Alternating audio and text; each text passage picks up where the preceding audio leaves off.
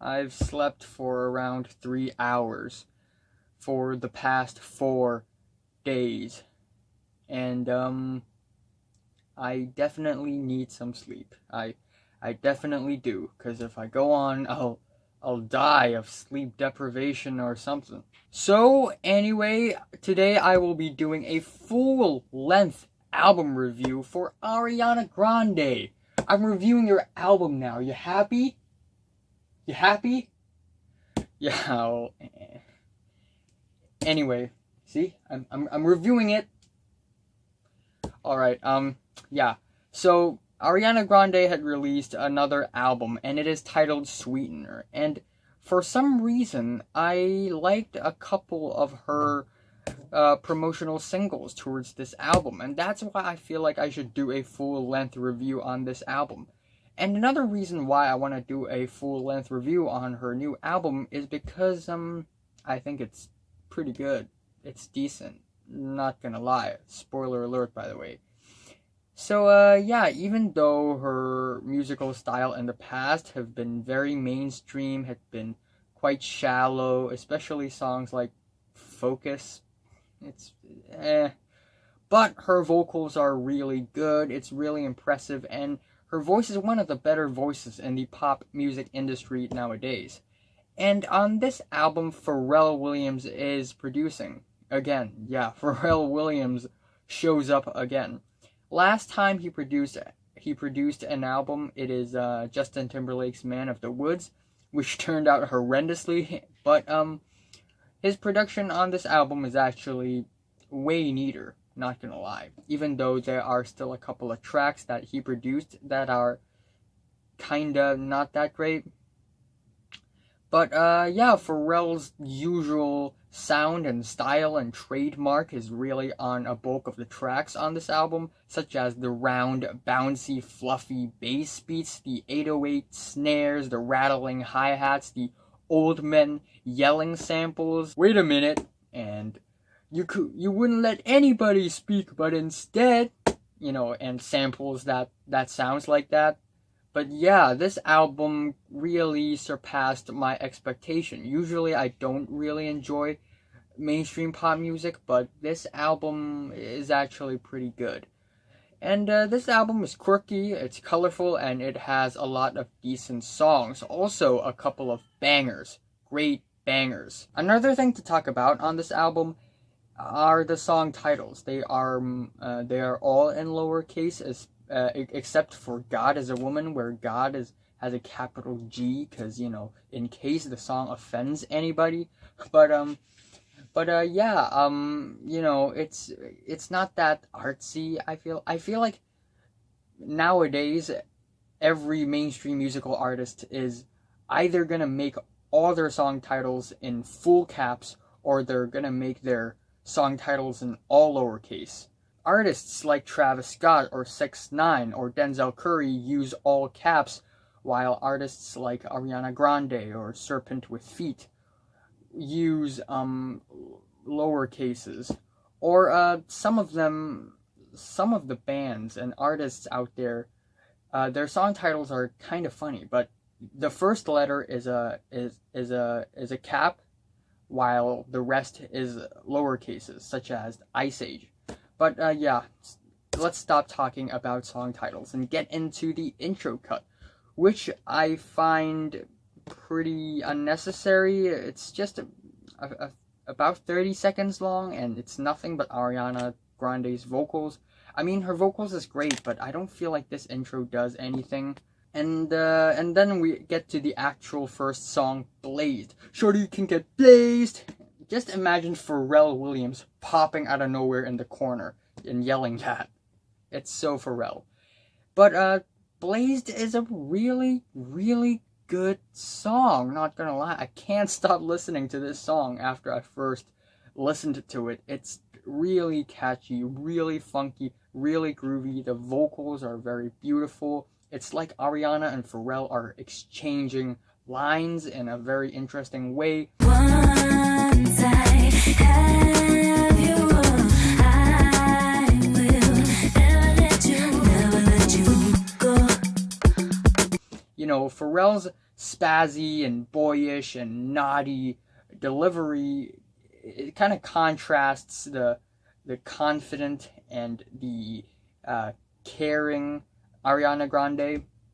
And I also really love how bustly and round and fluffy and bassy the beats are. It's good production, man. Good production.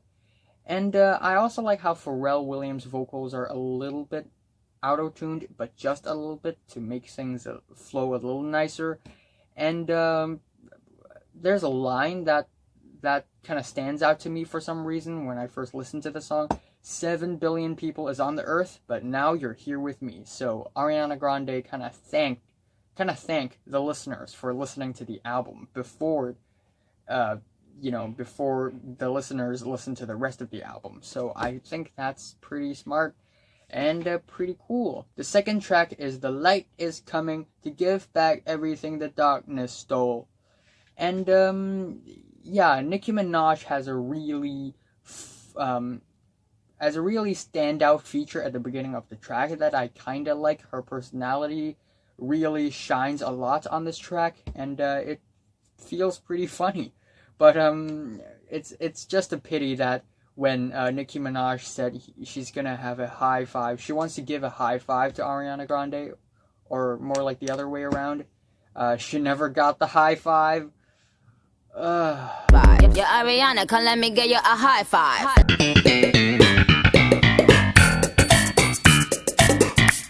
And the beat of this track is really nearly 100% Pharrell Williams, because it sounds like a typical NERD beat, but it's also a really great beat. And I also really like the samples. You wouldn't let anybody speak. And again, the bass of the track is really catchy. It's murky and quirky and colorful. And the chorus, or more like the hook, the refrain of this track is it sounds like it's trying to be innocent but a little edgy at the same time, which builds a personality for Ariana Grande on the album. So I actually really enjoy this track. I don't know if this is the best track on the album or not though, but I'll consider. The light is coming to give back everything the darkness stole. The light is coming to give back everything the darkness stole. And then the third track is R.E.M, which is another track produced by Pharrell Williams, and it's way different than Blazed and The Light Is Coming. It's a more dreamy and sweet, gorgeous ballad, and we also get these gorgeous vocal harmonies in the back that has this old school vintage vibe. And I also really enjoy the rhythmic and the gentle sleigh bells that keeps on going constantly in the background. And it's a pretty sweet, decent track. And then we have God Is a Woman, and instead of being produced by Pharrell Williams, it is produced by the Swedish hitmakers machine, including Max Martin, who is one of the biggest names in the pop industry ever. And God Is a Woman is a really dramatic, really spacey and empowering, well, not empowering to us, but empowering to Ariana herself track. You love it how I move you love it how I touch you, my one. When all is said and done, you believe God is a woman. And the watery guitars for the chorus is extremely beautiful, and the way the guitar kind of detours a little bit is a really nice touch. And then it kind of breaks into the verses, which I don't care for as much as the chorus, but I still like it. I like the spacey trap beat, and the only thing that I really don't like about this track is actually the music video attached to this track. It's like it's trying to be everything at the same time. You know, at first we get Ariana Grande playing hula hoop, but actually it's an entire galaxy. I think it's actually really beautiful, really gorgeous. But then shit starts to happen. We get beavers popping out from the ground. We get Ariana Grande standing in front of a bunch of people, other woman who's turning back. And then we get these paper stop motion scenes that are like straight out of Aha's Take on Me. And again, it's like Ariana Grande has 5 haters in the music video. I hate it when people act as haters in music videos. It's just not, with great vengeance and furious anger. But still, I enjoy this track nonetheless. And then we have the title track, which is another track produced by Pharrell Williams. And because of the constant shift of producers between songs, the flow is a little bumpy.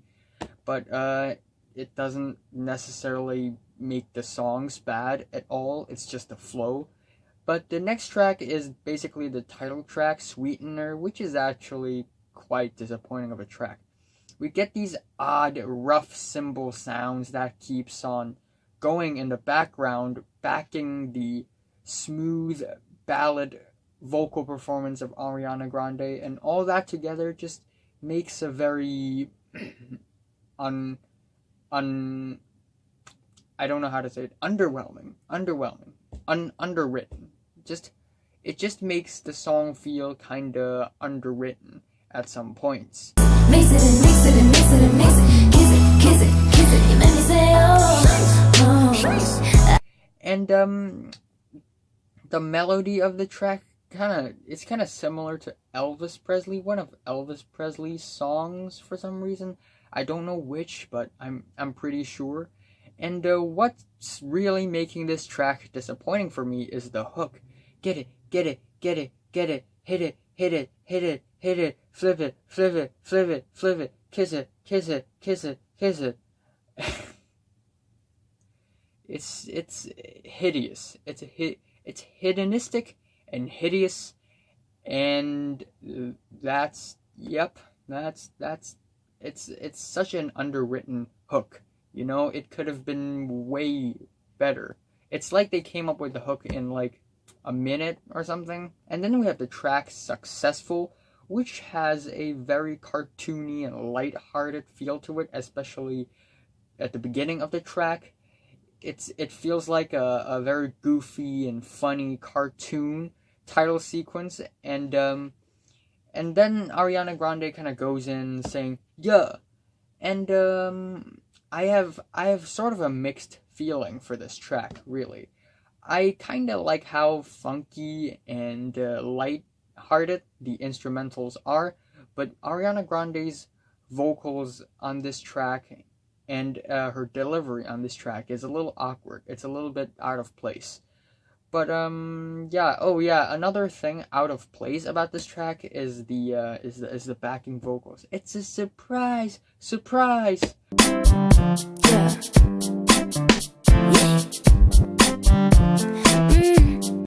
And then we have the track Every Time, which is even more of a forgettable track. It feels like they didn't put enough effort into writing this track. And the trap beat, the spacey trap beat of this track, kind of overshadows the vocals and other instrumentals on this track. And there's also a really weird line where Ariana Grande kind of compares herself to Shakespeare. Of course, as a joke, but still, it's odd. It's kind of odd. But the album redeems itself once again with the track Breathin, which is absolutely catchy. It's a huge banger, especially the second verse. Super catchy, and with the driving beat and the smooth, soulful, emotional instrumentals, it just goes so well together. It's one of those rare moments where I find these type of pop music catchy and beautiful even. Just keep breathing and breathing and breathing. Sometimes it's hard to find my way up into the clouds. Tune it out, they can be so loud. And then we get No Tears Left to Cry. Whoa. Yep, No Tears Left to Cry. And the album starts off The track starts off with the chorus, of course, and it sounds like it's a calm after the storm kind of chorus. It doesn't sound like a beginning of the track. It sounds like in the middle of the track. And it has this calm after the storm feel to it that I find really interesting and intriguing. And it's so intergalactic. It feels like Ariana Grande's vocals, her sound, her voice is traveling through space where all sorts of galaxies and stars roam around and drift around. It's pretty damn crazy. And then it kind of breaks into a very sort of stripped back and raw dance beat with some pulsating synths and strings, and it sounds super quirkier, and it's like the opposite of God Is a Woman, where I enjoy the chorus way more than the verses. On this track, I enjoy the verses way more than the choruses, even though they both are pretty amazing. Picking it up, I'm loving, I'm living, I'm picking it up, I'm picking it up, picking it up, loving, I'm living, so we turn it up, yeah, we turning it up. And at first I didn't really like this track, but it really, really grew on me. And then we have the track Borderline featuring Missy Elliott, and it's also one of those underwhelming tracks produced by Pharrell Williams. You know, it's not really Missy Elliott's fault. Her delivery is pretty, it's okay, I guess, but Missy Elliott kind of pops up at the end of the track, at the last leg of the track, and by that time, her vocals are already buried so many feet deep under all these instrumentals. It's, you know, it's like her delivery, it's like her vocals are muffled and filtered and buried. It's odd, and it's definitely not that good. The mixing on this track is also really weird and wonky and sloppy, and overall the track sounds really clustered and messy. The percussions are very muffled, and the vocals are kind of fuzzy and awkward. It's not one of the best moments on the album, not one of the brightest, definitely. And then we have the track Better Off, which is admittedly sweeter and more endearing, and it's one of those ballads where I find decent, even though it's not that great. It doesn't stand out all that much. It's still pretty good when you compare to other artists in the pop industry. You keep me in your orbit. Well, I know I'm a hard one to please. Give it too much importance.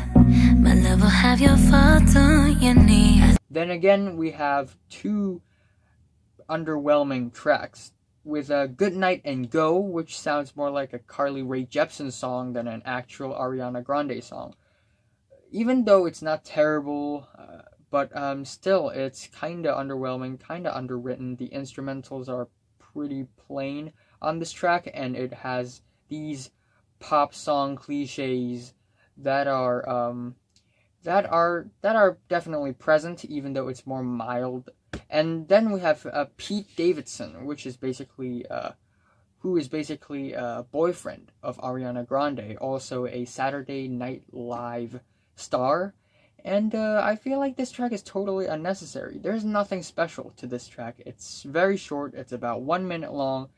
And if Ariana Grande really wants to write a song about her relationship, why can't she just write a full song? This is just like a demo song. Somehow ended up on the track list.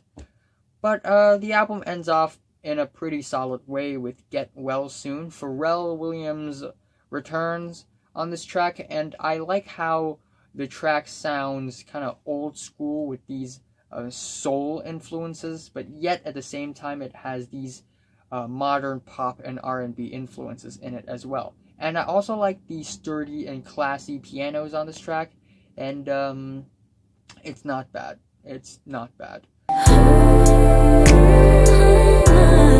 Just know that there's up and downs and there's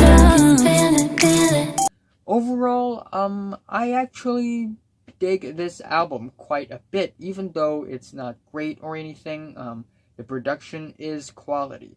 The Swedish hitmakers and Pharrell Williams really made some great tracks on the album, even though both of their styles are really different, and the flow of the album therefore feels a little bumpy, but still it's kind of tied together loosely by Ariana Grande. And I also like how funky and vibrant and colorful a lot of the tracks sounds on the album. And I also like how sexy and cutesy Ariana's persona is portrayed on the album and on most of the tracks. If there is a huge flaw on this album, that would be the pop cliches, the R&B, the modern R&B and pop cliches. They are still present on the album, even though it's not as dramatic or as detrimental. But still, it's a pretty dancey and fun and colorful pop album. Why did I stop there? And yeah. And yeah, the worst track is the title track, and my favorite track here, I have to go with Blazed. Yeah, I honestly prefer Blazed over all of the singles on all of the other singles. Yeah, truly. I am giving Ariana Grande's Sweetener a 7 out of 10. So, have you listened to the new Ariana Grande album, Sweetener, from 1 to 10? How much did you rate it? Like if you like it, and subscribe if you want more. And I will immediately go to bed and take a nap right now.